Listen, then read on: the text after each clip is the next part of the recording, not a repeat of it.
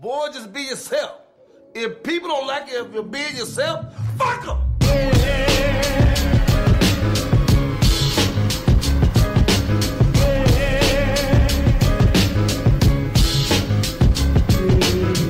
It's Big Los, Hollywood Kev, and welcome to another episode of The Noize. If you haven't yet, go ahead and follow us on the big three, Facebook, Instagram, and Twitter at The Noize Podcast, and follow everything Beat Network, www.beatnetworkonline.com. This is going to be... I think they know about the WWWs by now. I would hope so. But you know what, though? It could be them casting, like, is it two W's? They could think it's like a government-funded website. You know, I could see a beatnetworkonline.gov. Sure if it was a government-funded thing, I'm pretty sure we'd be in a different space right now. But no, I should know that. I mean, the only time you put WW is when you accidentally move too fast, I guess. But that's true. But then again, some websites you don't have to. But like Google, you don't have to put WW. Well, long story short, beatnetworkonline.com to get. Like I said, this is going to be a quick episode. Wasn't much that happened this week. So these announcements are going to go quick as well. Well, nah, I can't go fast on one announcement because we accomplished a milestone with it. So let me spend some time on this one real quick. Cognac Conversations. Keeping it 100. I'm going to go all the way from the start. RSVPs. We did 30 for a free drink and free entry. Gone in less than 24 hours. Yep. Or less than 40. Oh, it was 32 hours to be exact. So gassed a little bit. So gone in 32 hours. After that, we did our $5 pre-sales to get you inside and to get you that free drink. Went a little longer than 32 hours. But inside the week and a half, we have sold out of pre-sales. Lovely. That is so lovely. So at this point, space is incredibly limited. Mm-hmm. So if you're going to come to the doors open at 6:30. It's going to be at the Truth Spot on Martin Luther King and Lake Mead. Understand something. We hit capacity within a month of promotion. I was listening to our 91st episode, and then we made mention that we had an announcement coming for our 100th. I think this is our 97th, if my mathematics are correct. Yeah, that's about right. These should be our 97th episode. So in 6 weeks, we've damn near sold out our live show. Ear Hustlers, our first live show. Crazy. Let's touch on that. We're like literally a few, like with these door sales that we're going to have just enough room for maybe a fart and 2 beads of sweat. So right. Y'all gonna be comfortable. You're going to be comfortable. We made sure we kept it under capacity of the building and make sure y'all still got maneuvering room to get to your drinks. But Ear Hustlers, I said this on Facebook. I just have to say it directly to you. We are beyond humbled by y'all immediate response to come see us live. You know, I'm pretty sure we had, the haters out there. Oh, they're only coming for the free drinks. All right. So cool. That explains the first 30. If we're going to say that, then okay, cool. That explains the first 30. You can't explain how quick the pre-sales went. Right. Because that's still money that they dropping well before the event comes. It's people that aren't even affiliated with Beat sharing the event.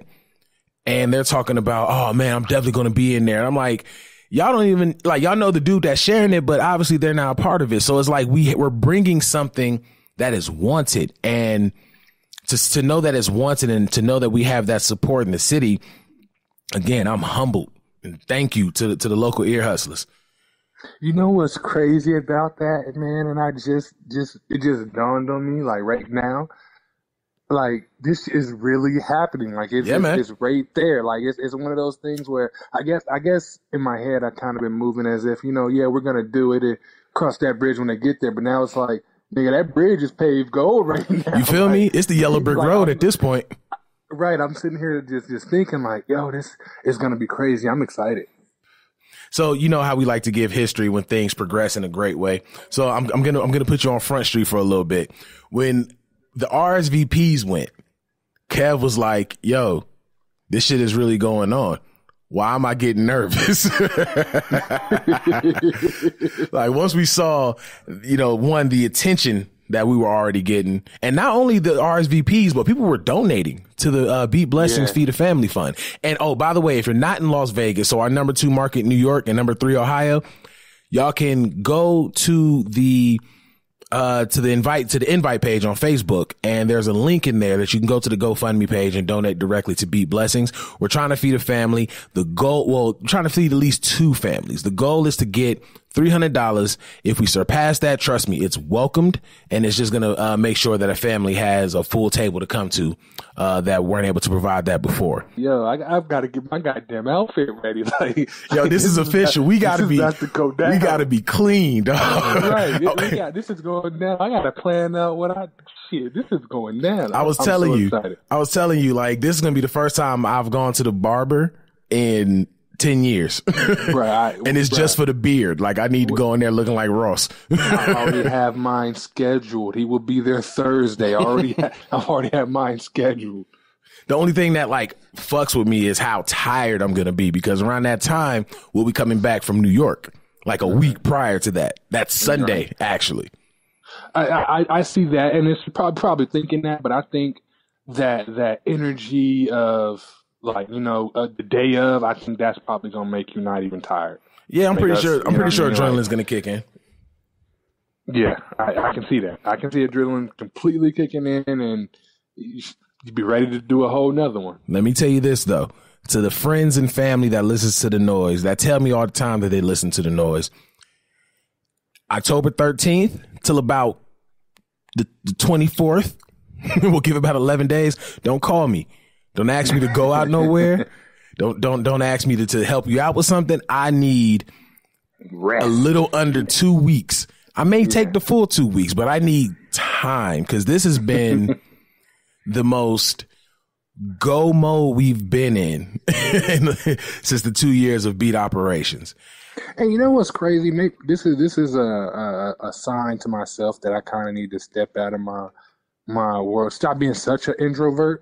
Because and an asshole. I don't well, yeah, and that, but I don't get hit up like you do far as the show goes. Like, a lot of the news far as the fan goes, I'm hearing from you. You know what I mean? So they don't talk to me, and I mean, at the same time, like, well, that's kind of a good thing. You ain't being bothered. But then I'm like, well, damn, shit, do they really like it? But this being sold out proves they like it, so I appreciate it. I don't know what to say. I've come to the conclusion that the reason everyone hits me up, not just with our show, but with all the shows, is because my name is the constant across the board. The only people I think get hit up outside of me is Back to the Classics. Okay. And no, again, I have no. I was just like, damn, do they really like this? I ain't got no beef with it at all. Keep doing that. I just was just curious. Y'all hit up Kev during that 2 weeks that I'm off. Don't He gonna answer all the questions. Or you can. Well, shit. I guess I have to. I'll show up and say, yeah, you can hit me up, but I ain't gonna. But no, I have to. Hey man, we're shifting into. Don't do that. We're shifting into a different era right now. So, we gotta. So I kind of have to. So yeah, don't hit me up. Just hit Los up. He'll get bitch. to you when he can. He'll get to you when he can. Bro, it seems like it's gonna be a lot of you guys. So every text message I get, I'm gonna send a clip from what was the movie? 22 Jump Street, where Jonah Hill was like, I need absolute silence. Anytime I get a message, I'm just going to send that clip to people for the next 2 weeks. I need absolute silence. That just be your gift. That's going to be the gift. I'm making that shit my profile picture and my cover photo. I need people to understand, don't fucking talk to me. From the moment this picture comes up to the moment it comes down. And if people keep hitting me up, I'm going to change it from that to the Samuel Jackson Black Snake Moan picture. I don't care what nobody say. That's the funniest still picture in history. There's so much anger in that photo. But think about it. You can use that face for any situation. Absolutely. There's not a situation you can't use it for. Happy, sad, no matter what. You can have that look regardless. And it'll work. You have some bomb cooter? You got that look. You just add some sweat and add a mirror. You just exactly. Oh my goodness. What's been up, man? How was your week? Wait, hold on, because we gotta do the other announcement real quick. So again, thank you, Ear Hustlers. Ear Hustlers, we appreciate y'all. We love y'all. Thank you. Can't wait to see y'all October 12th, the Truth Spot on Martin Luther King and Lake Mead. Cognac Conversations, keeping it 100. We empowering black men. We uplifting black women. We trying to build an empire here. We trying to help people build black businesses. We doing this shit. Come get your drink. The drink menu is fire. So that's wraps on that. New York Comic Con, October 4th through the 7th. Catch us in New York. We are going to be fucking the city up one good time, getting in as many celebrity interviews as we can get in. So make sure you keep it locked on beatnetworkonline.com for everything that we're going to be doing. Now, Kev, my week was trash. Oh, it's so trash. Yo, I truly do not want to get into it. Ear Hustlers, I love y'all, but you know, some things we keep off the show. But oh, nigga, if they could only hear the stuff that doesn't go on the show. Oh, absolutely. Jesus Christ. If you ever heard of a podcast getting shut down, we would be that. We would be that podcast this week. But no, this was I've gotten to the point where I had to stop saying, you know, oh, this is the worst whatever of my life, because I know that there's a bunch of things that are going to be worse. And there's a bunch of things I've gone through that was worse. So, you know, skipping the dramatics, this was a trying fucking week. This was an absolute trying week. I even had a 4-day weekend because unfortunately, one of the things that sucked about this week, I missed my cousin's wedding, and that probably ate at me the most. Right. You know what I'm saying? So that really fucked me up. So having these 4 days off, it was just nothing but bullshit. And I'm like, yo, I'm supposed to be relaxing. I'm supposed to be chilling and living my best life. And that just was not the case. So this week seems like life had other plans, huh? It really did. It really did. I was just like, cool, I'm going to chill. And Satan was like, all right, okay. Nah, bro. You thought. Right, I got some things for you. You know what I'm saying? Trust me, it's something coming your way. But I made it through the week, man. I'm back to the regular work week tomorrow. I'm just ready to just kind of dust this week off my shoulder and just really keep that shit pushing, because at this point we're in the end zone. We're not even in the end zone. We're at the field goal line at the moment. In the next 2 weeks, nigga, it's finna be all field goals. It's finna be all 7 points, 6 points at least, and then with a kick. That's true. For Cognac Conversations. How was your week, sir? I guess it was a week, except, I mean, I know the show is going to come out kind of late, which, again, Ear Hustlers, that is not our fault. It's not. That we couldn't control that. But anyway, I hadn't played ball in like 3 months. So on Thursday, I started. You know, my boy needed play. I played my boys' team. Now I might go when I went out there because I know I can run. Like even though I haven't played, I've done exercise. You know what I mean? Just not basketball exercise. So I knew I can run, which was fine. You know, I made sure I came off the bench and limited my time, and you know, really was only running and passing. Like my stat line was ass, which I accepted. I was fine with, happy with. But I realized like I'm old. Like yeah. Like, I know I need to. I understand. Like I need to do basketball moves in shape wise, but it just seems like whenever I tried or did a basketball move, it took so much out of me. And like I said, I can go outside and run. I can do that all day. I can jump rope. I can do that all day. I can lift weights. I can do that all day. But boy, me trying to beat somebody and get to the goddamn to make a layup. Oh my God, I thought I was going to die. Bruh, I completely understand. I wasn't even doing something that, you know, physical. I was just telling Jay the other day, like, I'm starting to get the Kev back. Like, I stood up. I stood up. My back was like, sit back down. I was like, you got it. All right, Chief. You get that Tracy Morgan. Okay, Chief. Okay, Chief. You got it. I just sat right the fuck back down, bro. It was stressful. It was a lot going on. I'm just sitting here like, yo, now my back want to do this? Right. So now I know. Not only is my back tripping, but I was supposed to be relaxed. At least if I was relaxing, my back was tripping. It probably wouldn't have bothered me that much. You feel me? Because I ain't got to get up if I was relaxing. Right. But now I know that bad backs are airborne. So next time you come in here, I need you to look like an Asian at the airport. I need you to make sure. You want me to wear a mask? I need that mask. I ain't got time for this shit. I got things to do. Hey, even though like I get it. they probably doing it for germs. I get it, but you can't tell me when you see a little Asian person walk with a mask on, you get the double looking like, yo, what the fuck is really going on? What y'all know that we don't? Right? What's really going on? We breathe this shit every day. You ain't been here 20 minutes. Like, what's good? And then it makes you thinking, like, you think on a deeper level, you're like, wait a minute, ain't y'all more like the polluted place in China? Like, what's really going on? No, real shit though. When you see they pictures, they don't have anywhere near as much smog as California. And I'm like, how y'all are this big and this populated and Cali still got y'all beat in smog? Like, I'm convinced people go outside in California and just spray oil sheen in the air for like an hour. like they just take an hour out their day and just spray oil sheen in the air. Well, I think those pictures are doctored because they say, I forget, I think it's somewhere in China, it's either China, Tokyo, Hong Kong, it's somewhere over there that is the most polluted, like air polluted place in the world. Really? So like it's like real small, like it's bad over there. So I know a lot of it is cleaned up. And I mean, hell, if we look at it on the reverse side, bro, it took me I didn't talk about this, but actually doing not last show, was it last show? Was it a show before that? It was a show before that. On my way back home, and I called the lift or whatever, and the guy I was talking to, it was an African dude. He was cool. And if you know me, like personally, like I've always said, man, if Africa is just like here, but better, I'd leave in a heartbeat. You know what I mean? So it is though. That's what I'm saying. Like that's why. That's what I'm getting to. That's what I'm getting to. When I talked to the guy, it was funny how it happened because earlier that day, I had talked to my mom, and I kind of told her the same thing. So when I talked to him, and I was just asking him questions, and I asked him, I said, "What's the difference between over there and over here?" He was like, "Well, over here there's more taller buildings." He said, honestly, everything is the same. And he was just telling me about the different shit, and it made me think about how American culture is completely different. Like to us, you know, you grew up seeing the Africans in huts and lions and shit like that. He told me, he was like, I didn't see a lion the very first time until I came to the MGM. Wow.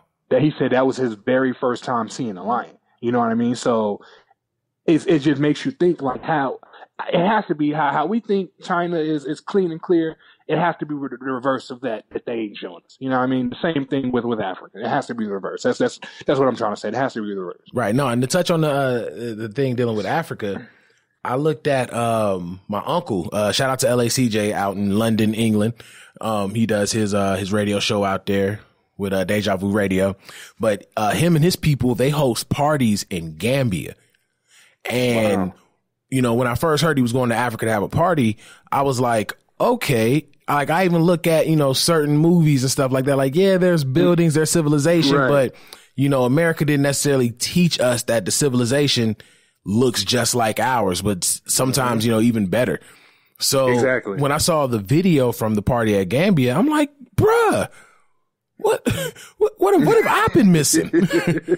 So like when I finally take my first trip to Africa, before I get too into the, you know, the safaris and shit like that, I definitely want to go to Gambia and just be around authentic black people from the motherland. And then next trip to Africa, I can go do my Ace Ventura when nature calls shit. You know what I'm saying? To keep it 100, me personally, I'm trying to lump all that in one. Like, I want to take a month. Like when I become rich and successful, I have so much traveling in my mind. So one of the things I want to do is I want to take a month out and just travel across Africa, South Africa, that would West be dope. Africa. Just go the entire thing. Like, go to South Africa. Go to South Africa and point and laugh at white people. Shit don't feel good, do it. It's weird how we stumbled upon it. So not last night, the night before last, I was reading something. I don't even know how I stumbled upon this shit, but you know the whole with the farmer thing in South Africa, right? Mm-hmm. So cut and dry, or how people think about it is basically white farmers got the land. The black people is now saying, "Nah, y'all the minority, we taking y'all stuff." So people are saying, "Nah, they're being racist," and so on and so forth. Now that is the case to a certain degree, but how the bigger story is basically, when the white people came over to Africa, they ran into some black people, which they didn't have beef with or nothing like that. The black people that was like there already, they sold said land to these white people. This is also land that these black people that have been there have went to other parts of Africa and conquered. So basically,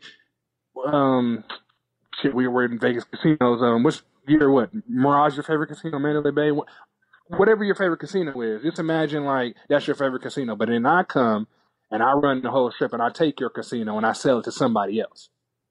You know what I mean? That's basically what it is. And then the black people now, they're like, nah, we trying to give the land back. Like, y'all shouldn't have had this in the first place. This was taken from us type thing. Basically, in layman terms, how people say like the Europeans stole artifacts, it's the people saying that they getting the artifacts back, regardless on that. You know what I mean? That's regardless on you bought it, whatever, legally. It's a mess over there, but I still want to go. Absolutely. Damn, I lost my whole complete train of thought. Oh, there was something else I wanted to talk about, at least as far as the week is concerned. Outside of the week just being absolute garbage. It's French. Today was a very productive and onward moving day. I'll get to the professionally productive side of it. God damn it, Beat Network followers, Pillow Talk is coming back. Whew. We got for winter too, so when y'all get them, and it cuddle season. Right, this season is called cuddle season. It's called cuffing season, whatever we're gonna call cuffing it. Season, whatever you want to call it. There you go. So, of course, KC, Mrs. Jackson, if you're nasty, and Tavon Greatness Patterson are back. They mentioned it in the show. They do talk about it, but of course, Truth will not be a part of Pillow Talk going forward. Of course, there's no malice there. Truth is doing what we're all, focusing on right now, and that's building that personal brand and continue to move that personal brand. So, sacrifice had to be made, but she's still a part of the Beat Network family. She's still, part of Like Water for Chocolate and everything we're going to be doing going forward. But they brought in an amazing new co-host. So the threesome is still a threesome.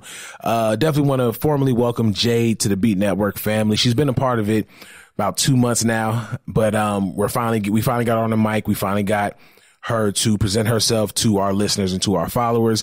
So definitely look out for that, for the latest episode of Pillow Talk Sin in the City. It'll be back this Saturday and every Saturday following. So that was a really good deal. They had a great conversation. It was a lot of laughs. A lot of things figured out that would just blew my whole fucking head. Let me tell you, Jade is a business owner. She owns a business with her family, and they moved from Temecula to Vegas based on the success of their business. Dog, I just found out how old she is. Really? How old? 23. I'm sorry? 23. I was like, bro, I was trying to figure out how to spell business when I was 23. I was still confused if it was a Y or an I, like Pursuit of Happiness. Yeah. Right. But, for her to have that kind of mindset already at 23, not saying she's a baby or anything, you're obviously an adult, but a lot of people weren't thinking how she's thinking at 23. So just off of the, of us having the conversation here and seeing her interact with Pillow Talk cast, Jade is an amazing addition. So definitely welcome to the team. Absolutely. Hats off. Other than that, I finally took Kev's advice, and I'm behind, so judge me not. But I finally started Snowfall. Boy. Let me tell you, and pun intended, that show is crack. That show is absolutely addictive. Like it's insane. Now let me. What's crazy about that is you ain't even. It's like I guess is what dealers would do. Kids, if you're listening, cover your ears. But when if you got a product, if you new on a scene, whatever the case is, how you give out that little free sample. What you got was that free sample, nigga. I am up scratching fiend right now. Come on, baby. Where's season 3 at? Exactly. I was just saying, like, yo, Snowfall ended too quickly. Like, yeah, it's 10 they're short seasons. They're short seasons. So that's 10 weeks. So not 10 weeks. That's 2 months, 2.5 months. But that shit is so fast. It's still 10 weeks. Right. Nah, and bro, I'm enjoying the hell out of it. But one thing I do want to touch on is people that were saying that, well, not even people, when you all like, bro, that won't come on regular TV. I don't have cable. Like, I don't see a need for cable because I don't have the time to just like sit down and just like really watch TV. So majority of the time when I'm like up, I'm in bed and I'm just streaming shit. After the week I had, I was like, I'm not doing the motherfucking thing on Sunday. I'm not doing anything. So I just sat down and I binge watched because, I at least have Wi-Fi. And I can't wait to get done doing this show so I can go finish watching season 1. I'm going to finish season 1 today. And then when I get off of work tomorrow, I will finish season 2 tomorrow, and we can finally have those conversations that you want to have on the show. Yeah, but see, well, first to go to your thing, so I don't have cable either. I have internet and a Fire Stick, but I don't need cable because I have just that. I watch everything that comes on cable. Literally anything that I want to watch, I can. I don't watch Fire or Snowfall on FX. I watch it on Fire Stick. So, but that's what you can do the same. But I get your point though. You're not. I have a lot more time on my hands than you do, so I get it. I completely get that. Yeah, with the constant movement. And then one thing about me as well, I don't like hopping on shit when the hype is so high. And I think that's why I haven't had the chance to double back to Power, because the last time something was gassed up to me and then I finally watched it was Empire, and I can't fucking stand Empire. Well, see, that's what that part I can understand. Me personally, when I got into Power, it wasn't no hype really behind it. Like, it was me and a handful of people that I knew that probably watched it. So I got drawn in from them, and then the hype followed. If I had not seen it and somebody would say, watch it now, I probably would be more or less like you. Like it'll come when it comes type thing because of the hype. A lot of the hype dampens it. Like right now, it blows my mind. Like people are shit on the show, or they're shit on the episodes or season or the writing. And I'm like, y'all don't understand how writing and directing works. I guess that's just how my mind works, because I'm heavily involved with that. But my mind works more on the writer side. So when I'm watching this stuff, I understand a lot more than what a person would be just for pure entertainment. Right. But to your point, if I was you, it'll come when it comes. But Snowfall, you needed that. One of the things that I came out of my master's with is my focus on producing. I tell people all the time, I love what I do, with Beat. I love doing the podcast. The end goal is to executive produce. Of course, while still doing everything that we're doing. So looking at it from a production standpoint, from a directorial standpoint, it's a fucking movie. It's a movie and a TV show. And I love it. Like, I'm hooked on it. And that's why John Singleton was good for that. And that's why I'm excited for next season, because I knew I had to hop on it now because of how much buzz it's getting off of what happened in season 2. Like now everybody is, you watch Snowfall? I'm like, nope, it's getting way too much buzz now. I need to catch it now before my expectations are too high. Yeah, that's one of the things I actually, since, being a friend with you, which seems like forever, that's one of the things I love about you, and I value your opinion so much, is naturally sometimes, even when I'm doing stuff, I can get caught in whatever hype may be going, whatever trend or whatever, whatever the case is, and I like for you to reevaluate it because you're able to see a little bit between that. So that's why I value your opinion so good. But Snowfall, no, I can without a doubt say Snowfall is probably the best show on TV. Right. I'm enjoying season 1, and season 1 is the season that everybody was saying the writing and everything is trash. And I'm like, y'all tripping, because this shit, I'm hooked. Every episode I'm hooked. And they're 45-minute episodes. Of course, once you do away with the commercials and everything, because Fire Stick. But they're 45-minute episodes and you're just hooked. And I really look forward to finishing that up and having those conversations on this show about it. I can't wait for the next episode, because we'll spend some time talking about stuff. I mean, the little stuff that I know that you've seen so far, all I can say is, man, you ain't seen nothing yet. But again, I'm glad you jumped on it now, because how I mentioned, like, I'm full-fledged feeding right now. Had you waited to, like, let's say season 3 ended and then you waited to jump on, boy, you would have been out here like somebody smoking the wet trying to get Snowfall. But I'm going to say this, though. Like, as I'm watching Snowfall, that lets me know I'm probably not going to catch up on Power. Like, I could just go ahead and just toss that. Because the hype train is, when it comes. Right. The hype train is going too crazy right now that I'm going to Power. Like, because like I said, when I first watched Power, I thought it was cool, but it didn't just catch me out the gate. And I think, and I think this could be me just being, very picky, but I think it was because of the acting. The acting isn't really that great on Power. So I agree with you on that. It's probably about 1 or 2, maybe 3 actors on there, because the 2 main people that you see in the first episode, No, Ghost's character, yeah, he can act, but Tommy, I don't like seeing Tommy in other films. So, Ghost's character can act, but sometimes he overdoes it, and he's like that in the movies that he's in as well. Right. So it's like I've never really been too big of a fan of his. 50, I mean, let's just call a spade, has never been the best actor. He gets hired off of name value. Old girl from 3LW. She's solid, but I don't see her paying anything more than that hood girlfriend.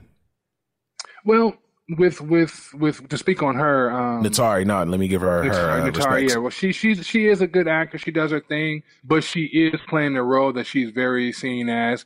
But the same with 50. To be honest, you can say, yeah, when 50 first started out, yeah, but no, 50 is probably he's a decent actor. He's decent, but the thing that he gets that he's good at that we're seeing like in this one is he's kind of playing himself. You know what I mean? Like he's not doing nothing out of character for him. The stuff that we see that he may not be that good at is stuff where he's trying to maybe be a football player or a cop or whatever. It's stuff that we know that's not him. This role is good because we can really see 50 doing it. He's really playing himself in this one. You know what I mean? And I do agree. Ghost, he can go overboard, but I think that's probably just the artsiness in him. And Tommy, I'm sure he's great for what he is. I've seen Tommy play what I picture Tommy to be, and he does great. But Joseph in that role and anything else other than Tommy, I don't like it. Yeah, so I think I'm gonna miss that train, which is fine. I've missed a lot of major trains. I don't think you'll miss it at this point. Because it's almost, I think they probably got maybe 2 seasons before it's over. It may just one of the things, you may just need to wait until it's done. There's no point in trying to catch up now. You know what I mean? Yeah, because it'd be something like we may be having it. Sadly, you might, but I hope you don't. Maybe you have a Sunday where you're like, I ain't doing nothing. And maybe Powers on you watch it, but it's not something I would say try to go see at this point if you're not already on it. Like, because that's what I had to do with The Wire. And this was before Fire Stick, because I had to make sure The Wire hype was like done before I actually was like, okay, let me see why all these years ago this show was so lit. And I was just like, yo, this show was fucking lit. Like it was just absolutely lit. But I was happy I was able to catch, Oz when that was going on. But of course we watched that, and when I was a kid, my dad had that on the big screen. So of course we'd be out there watching Oz every day. As soon as you hear that, I was like, oh shit, Oz is on. This is probably where I'm going to get some flack because I didn't grow up with a father, so Oz was not on my TV. That's not funny. Why? I don't know. It's the way you said it. He said, well, here's why I defer. That nigga wasn't there. So yeah, I've never seen Oz, so I don't know about that one. And honestly, as far as The Wire, I'm like, yeah, that's all right. Okay, it's The Wire. Like, I started watching The Wire in 2018. I started watching The Wire like 2 years ago. Like actually watching the season, trying to catch up, and it never clicked with me. And especially, it never clicked with me. And then I think season 2 is the slow season, whatever. That's more of the political side, I guess. So that, to me, it was boring. So I already didn't click with it. And then you want to show me something that's boring. Yeah, to me, The Wire is, I guess, how you feel about Power. Like, I'm like, all right. But see, that's the thing, though. It's hard to go back and watch those shows. Like you say you did in 2016.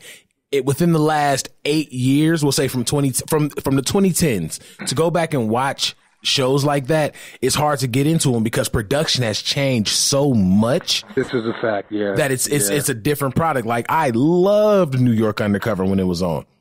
It was something different. Every episode to me was dope, and the fact they had a concert at the end of every show was dope. Shit. That's a lot of the reasons for my ideas. And even now, like, I may have seen it since I'm an adult, but at the same time be like, man, this shit trash. But I guarantee you, because I know what it is. Right, but I guarantee you, if I was to go back to New York Undercover, I still enjoy it, but it would take me some time to actually run through it. I wouldn't be able to just binge New York Undercover the way that I'm binging Snowfall. You enjoy it because it's nostalgic to you. It's like watching Looney Tunes that way, but you're like, hell no, I ain't trying to. It's not something you're like, nah, I'm not going to watch it just because it just have to be there. Right, exactly. Like, if somebody's doing a random New York Undercover marathon, like, all right, well, I ain't doing nothing for the next 4 or 5 hours. Let me go ahead and watch. But you're not finna go rush. I gotta get home and watch New York Undercover. What? Like, said nobody in this decade. Right, nigga, what? Oh shit, we've been talking for a cool minute. I did want to have a discussion on this episode just to kind of, I guess, slightly tie into what's been going on in the industry. Again, it wasn't too much news this week, but I did see something that really sparked my interest. So, of course, we saw what happened with Cat Williams. I'm 50-50 on that situation because I feel like she was trying to pull his "but who are you" card. So when he went off on the radio host, I was like, okay, that's funny. But him just completely shitting on every other black comedian or comedian that's in the industry and trying to, gas up his numbers and shit like that, I wasn't really feeling that. But outside of that, I watched Kevin Hart and Tiffany Haddish on The Breakfast Club, and he was defending himself. He was defending Tiffany, and he was also defending the black people that are coming into the industry that's creating that lane for others to follow through. Here's what I wanted to talk about with that. One thing that he said that really fucked with me was he was like, I just want to ask straight up, what is it that black people want? And, that's already like a taboo question because, you can't be against what Black Twitter is talking about.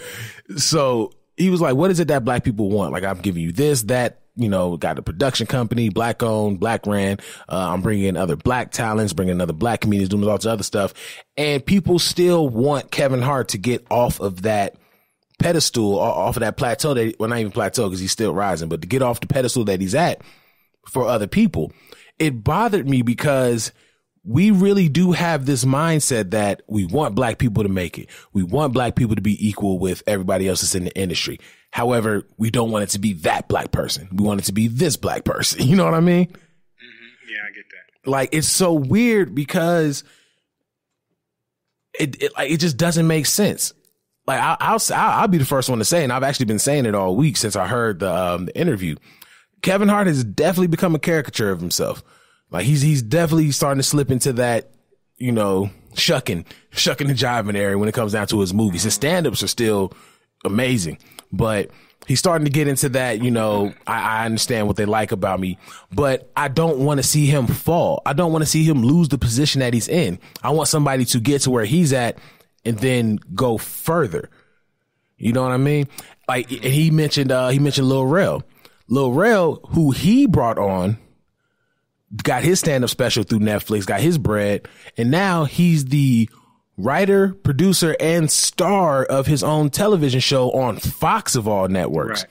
And not only that, but he put on Just Hilarious and he put on DC Young Fly on that show. I thought that was so dope. So you brought two other aspiring black actors and comedians, that are trying to get into the league. He brought them on his show and he's giving them that spotlight on Fox. And people think that Lil Rel is corny.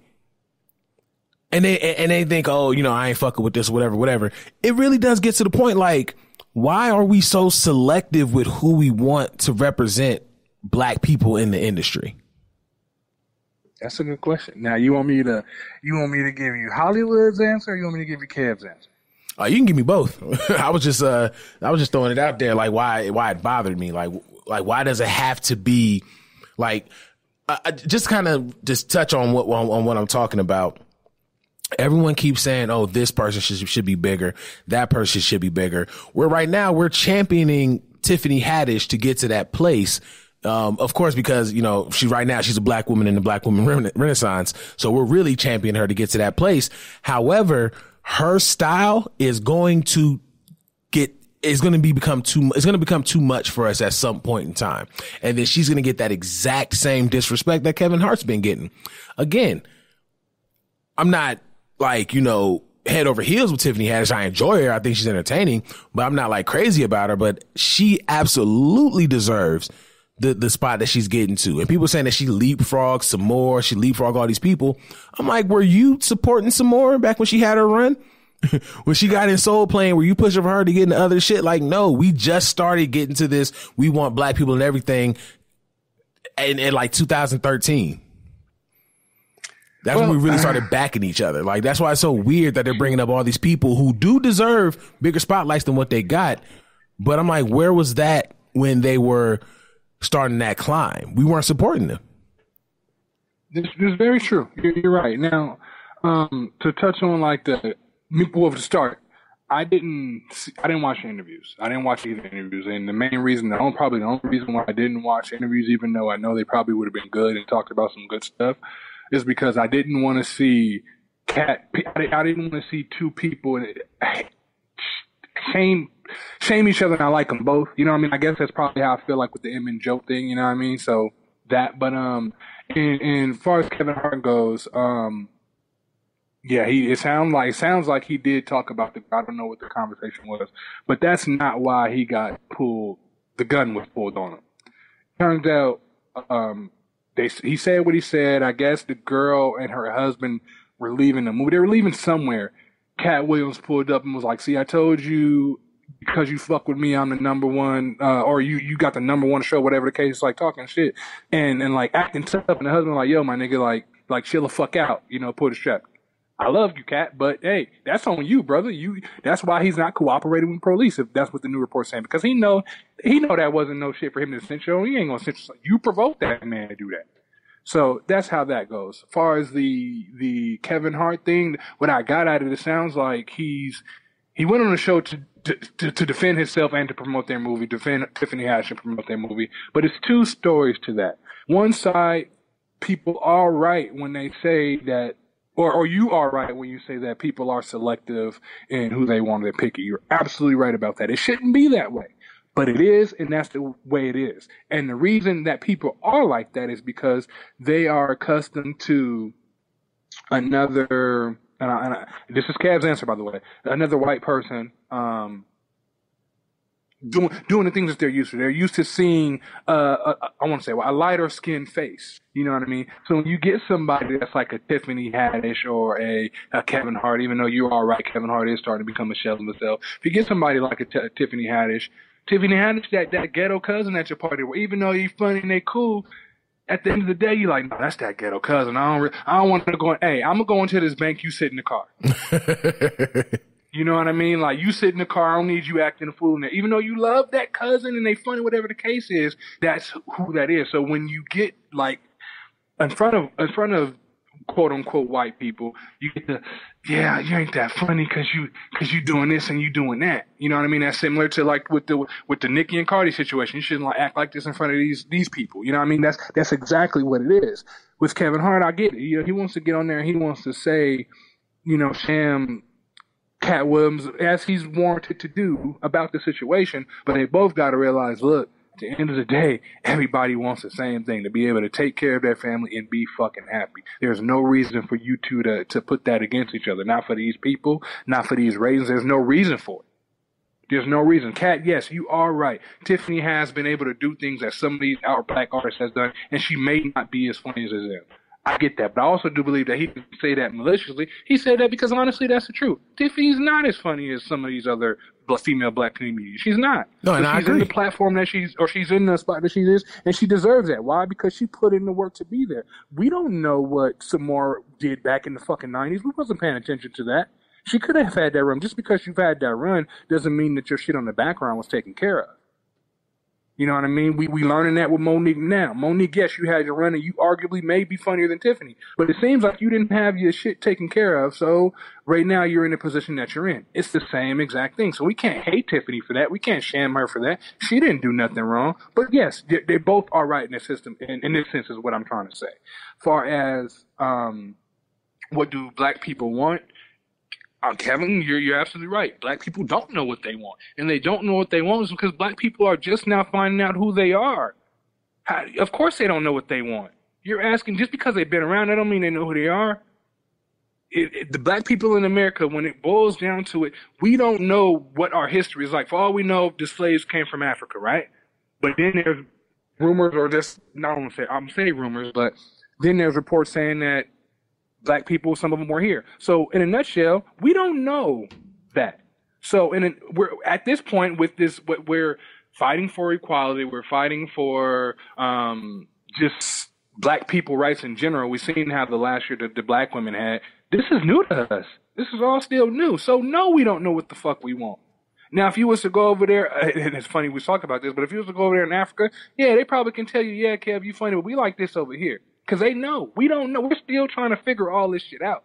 So yes, you are absolutely right. Black people need to figure out what the hell they want because Kevin, yes, you have put on other acts. You know what I mean? But just because you put on somebody doesn't mean that what that person is doing is working. That appealed to you. What you're doing on is using your name and trying to get the people behind you to appeal to a person that may or may not be funny. That's really what it is. No, now, you can say there is hate between that. Don't get me wrong. There is hate. Some people are saying they're not funny just to be haters.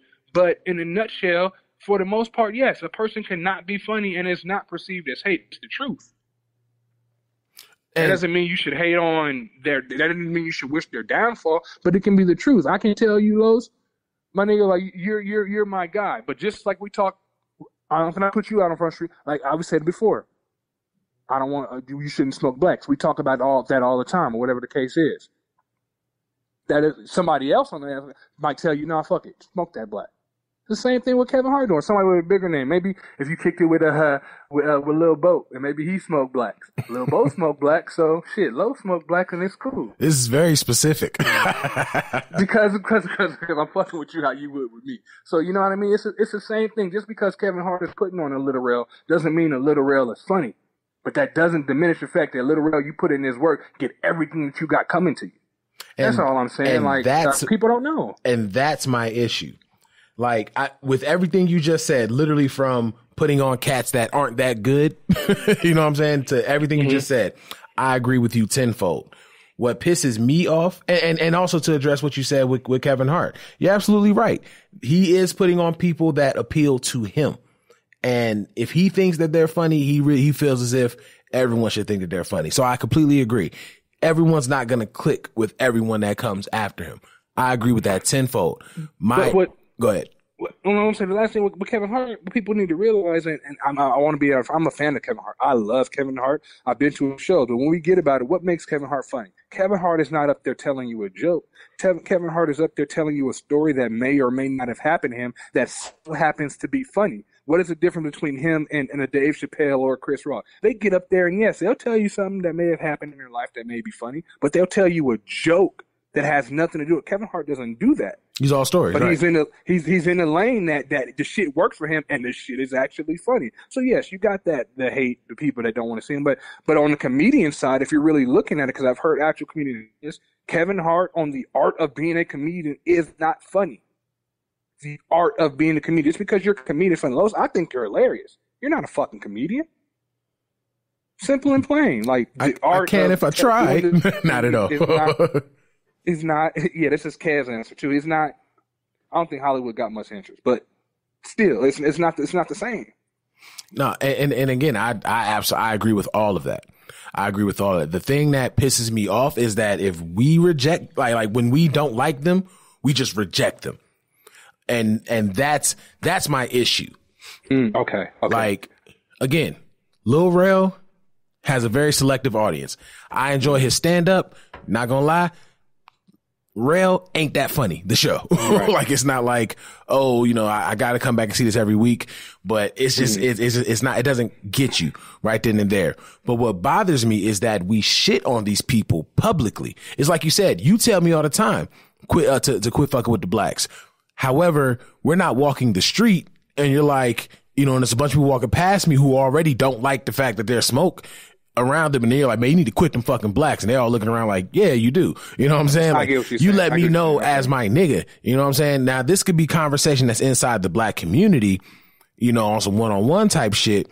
But when we're vocalizing our opinion about how we don't fuck with these people and how they shouldn't have what they have, you know, on these social media sites and directly to the company at times, when all that feedback comes back and then that person falls off, everybody's like, yay. But then after that, we need more black faces in these, you know, in these kind of places. And it's like, we had that.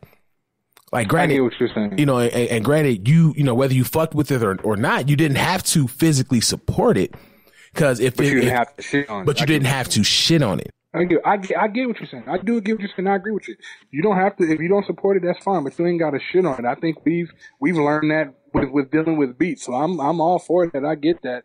And you're right. People are selective. I think people have to get to, I guess, how me and you are, to where you can not shit on something and still support it. You know what I mean? Support it, because even if it's because they're black. I mean, shit, I think 90% of the America population definitely voted for Barack that first time because he was black. I know I did. Every black person did. That's why it was an easy win. The second time I was a little torn. I ain't know, but that first time, hell yeah, it didn't matter. He could have talked about hanging babies. We was voting for him.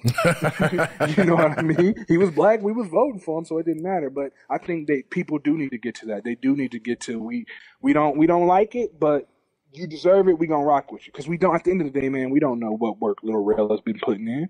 We don't know. And that's my we don't main know the shit he had to go through to get to where he's at. And that's my main thing. You can have your opinion. You can feel how you feel about that person. You can have your criticism about that person, but let that person eat and make sure we push the next person to eat right next to him. There is so much talent in the black community, but we want to be selective with who gets that one spotlight shine. It's the same way in hip hop. When we get to that point where we're done with these niggas, there can only be one old rapper in the league. You know what I'm saying? That's why Jay-Z's going to always eat. Everybody else need to retire when they get to a certain age. We need to just let people eat and keep filling up the spaces.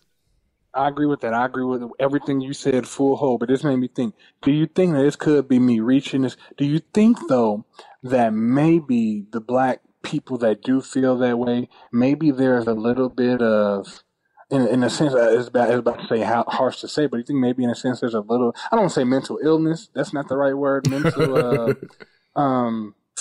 Mental conditioning and racial mental conditioning. The reason I say that, even though I'm definitely not one to think everything's about race, but the reason I say that is maybe they choose the way that they choose because they want the best of the best that they feel represents them. Hence why you get the think about the greats that we aren't talking about that don't have this problem.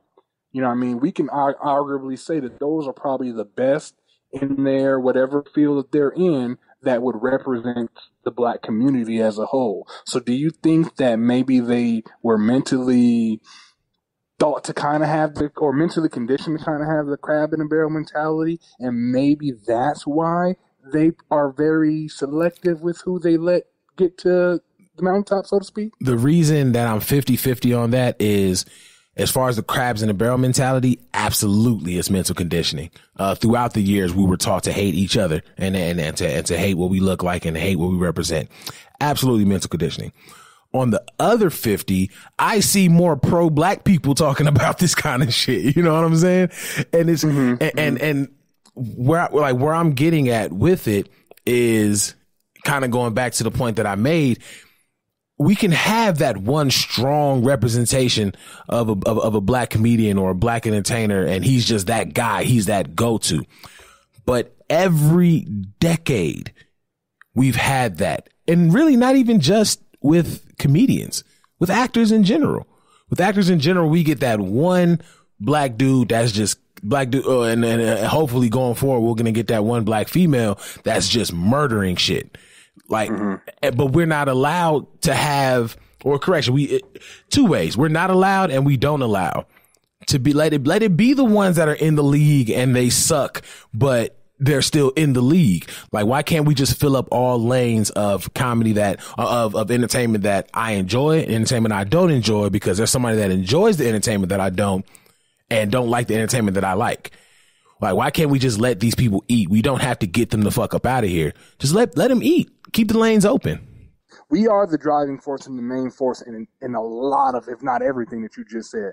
But it doesn't take away from the fact that there's still an underlying effect after that. So even if we got through the how we are, you know what I mean, we on board for us, we still got to get through one more door before we can say we officially on, even though that second door shouldn't even exist because it doesn't exist for the other side. You get what I'm saying? Yeah. I think that's kind of what it is, but you're absolutely right. Everything you're saying is absolutely right. We should definitely champion our, so to speak, victors, because that's going to propel more victors to come until we can get to a spot that we're comfortable in. You're absolutely right. But I think we got to look at it at two folds. Like, okay, no, I feel you. I try to look at it from both ends, but I don't know. Like I said, it gets to me sometimes because I don't really dig the selectiveness. Like if they're there, no, I agree with you. If they're there, let them be there. Let them leave the lane open. Exactly. And if there's somebody that you believe should be there, continue to champion that person while the door is open. Even if you dislike the person that that is there, doesn't mean like we've been saying, doesn't mean you gotta wish that the person not be there. You know what I mean? Why do you gotta wish because you didn't like a joke or because you don't like this person's funny, you wish that he doesn't have money to not feed his kid?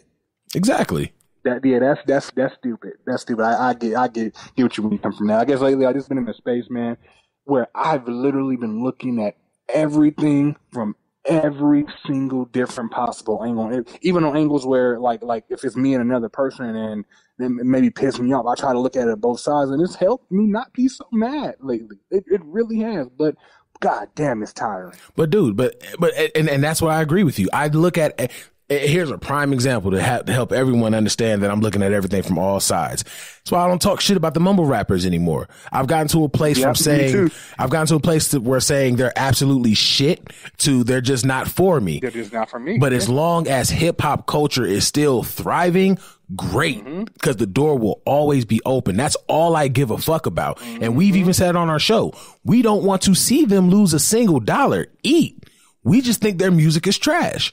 Exactly. And I have no reason by the way you were eating, but the way you're eating doesn't appeal to me. That's all. It doesn't appeal to me. I'm not a fan. And I wish that was just the mindset of everything black industries. You know what I mean? Right. Like, don't get me wrong. If somebody's fucking you over, then of course get them the fuck out of here. Like that black bank. I can't remember the name of it. They're stopping you from eating. So yeah, I get that. Exactly. You know what I'm saying? And yeah, get them the fuck up out of here. If they're in the industry and they're just shitting on black people, get them the fuck out of here. But if it's just not for you, accept the fact that it's not for you and move the hell on. Continue to champion the person that you want to get to that place. You're absolutely right. And I look at it from both sides. That's why I said, like, I can't even sit here and say, oh, Kevin Hart is the king of comedy. Like, no, the nigga is as jigaboing in half of these movies. You know, his stand up again is fire still to me. But in the movies just ain't for me. I haven't enjoyed a Kevin Hart movie in a cool little minute. Like, I'm not going to see, what is it? Night School? I have no intentions on seeing Night School whatsoever. I have no intention on seeing that. I think the last Kevin movie, it wasn't, I mean, I guess you can say it was a Kevin Hart movie because he was in it, but the main guy was The Rock. And the only reason for that is because I wanted to see what they was going to do with that story because it was nostalgic. But outside of that, if The Rock didn't make the Jumanji, shit, the last Kevin Hart movie I probably would have seen would have been Soul Plane. Damn. But exactly like that. But I don't want to see Kevin Hart lose. I'm still going to celebrate every victory he has. Whether you look at it as a victory for us or not, it's still a black person victorious in an industry that wasn't meant for us, in a world that's not meant for us. Exactly. And I just wish people need to realize. Right, exactly. Once we oversaturate the game, once we're just throughout this motherfucker, then we can start having these opinions. Exactly. Then it's like, okay, we can get this dude the fuck up out of here. But it's not enough of us in the conversation. It's not enough of us for us to be in a room and be considered the upper echelon. Exactly. What I had to realize even about myself, and it took for somebody else telling me this to realize it, black people need to understand that right now we are on that journey. Yes, we know where we could be. We get that.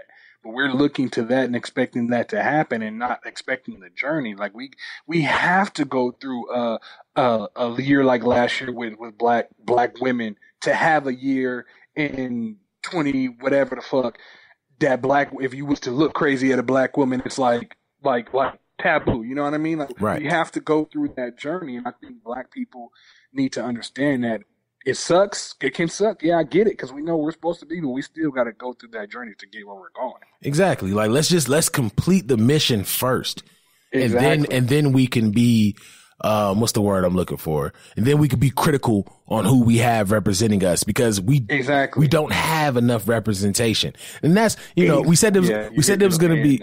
This wasn't supposed to be a long episode, but that's the ultimate thing that I want to get across. We don't have enough representation to pick and choose who we want in the industry and who we don't. Until we fill that bitch up, let's just let people eat. Just let them eat. That's like going up to your job. You didn't pass your probation. Now you tell them you want that corner office. He be looked at you. What? What you mean? You better get to that cubicle and wait for me. No, you better relax, nigga. You talking about you want to be on fries? You just got done mopping. Right? No, you wanna go to drive-thru, nigga. You just got to fry. Right? You don't dip. You better hurry up and dip them fries. I want golden brown. Yeah, man. Long story. Change that grease, goddamn. Yeah, man. Long story short, man. Just let the people eat. Let the people eat, and we can worry about semantics later. A lot, exactly. And that's really what it is. And they're really as trash as you say that they are. When these bigger and better names get into the industry, they will phase themselves out. When you have the availability to do so, then we can do it. But when we're not even a 10% of who's really eating in the industry, let's wait. Let's wait till we at least get 25. Exactly. Give us a quarter. Exactly. Yeah, you're right about that. I think that in a nutshell, I think that's our problem. That's our problem as a community. We trying to run before we walk. Right. As soon as we start walking, the niggas pick up speed. Well, why this person ain't on? Like, because they're still local. They're still a local comedian. Right. Let them cook for a minute. Like, goddamn.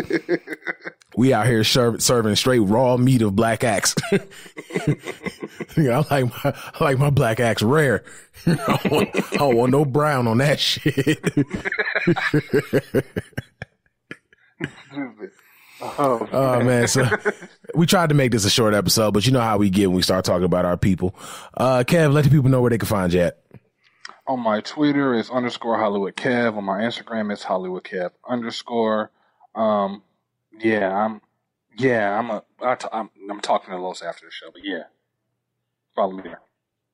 Oh, okay. Cryptic. Big Los IG on IG, Big Los 89 on Snapchat. Make sure you follow us on Facebook, Instagram, and Twitter at The Noize Podcast. And of course, go to beatnetworkonline.com. Whether or not you want to put the www is up to you. Cognac Conversations, October 12th at the Truth Spot on Martin Luther King and Lake Mead.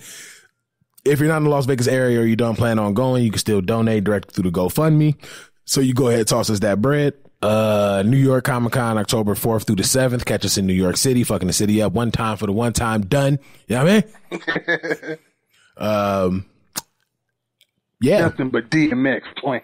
Exactly. Nothing but I'm coming through playing nothing but DMX, Grandmaster Caz. Like I'm about to be extra New York. Like, nigga, I'm in the Bronx. Hey, one thing I am excited about, because we are staying in the Bronx, and 1520 Sedgwick Ave is in the Bronx. The 1520 Sedgwick Ave is where hip hop was invented.